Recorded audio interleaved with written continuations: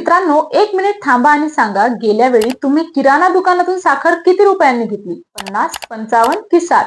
आता कल्पना करा की गौरी गणपतीच्या तोंडावर तीच साखर 60 ते 80 रुपये किलो झाली तर धक्का बसला ना? पण याहून मोठी बातमी म्हणजे जगात साखर निर्यात करणारा भारत आता तब्बल 10 वर्षानंतर परदेशातून साखर आयात करतोय. ज्या देशाने जगाला साखर विकली त्याच देशाला आज साखर मागवण्याची वेळ का आली आणि याचा तुमच्या घरच्या बजेटवर काय परिणाम होणार, चला संपूर्ण विषय आपण या व्हिडिओ मधून जाणून घेऊया. तर विषय असा झाला, 21 ऑगस्टला केंद्र सरकारने मोठा निर्णय घेतला. 10 लाख मेट्रिक टन कच्ची साखर आयात करण्यास परवानगी देण्यात आली आणि विशेष म्हणजे 31 ऑक्टोबर पर्यंत आयात शुल्क पूर्णपणे माफ करण्यात आलं.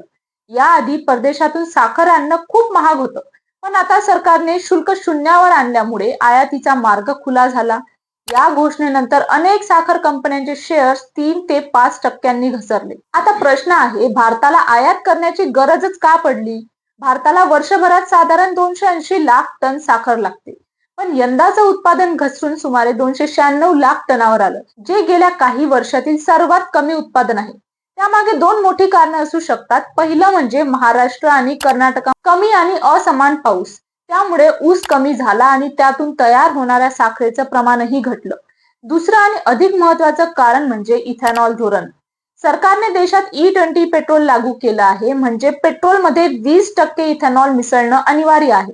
हा इथेनॉल मुख्यतः ऊसापासून तयार होतो. त्यामुळे यंदा मोठ्या प्रमाणावर ऊस साखर तयार करण्याऐवजी इथेनॉल निर्मितीकडे वळवण्यात आलाय. म्हणजे शेतातून निघालेला ऊस साखरेच्या पोत्यात न जाता थेट इंधनात वापरला गेला. त्यामुळे बाजारात उपलब्ध साखर आणखी कमी झाली. आणि महत्वाचं म्हणजे इथे सरकारचा अंदाजही चुकला. हंगामाच्या सुरुवातीला सरकारने साखर कारखान्यांना 20 लाख टन पर्यंत निर्यातीची परवानगी दिली होती आणि त्यापैकी सुमारे 8 लाख टन साखर परदेशात निर्यातही झाली. पण त्यानंतर साठा झपाट्याने कमी होत असल्याचं लक्षात येताच निर्यातीवर बंदी घालण्यात आली. म्हणजे एका वर्षात भारताने आधी साखर विकली आणि आता तीच साखर विकत घेण्याची वेळ आली.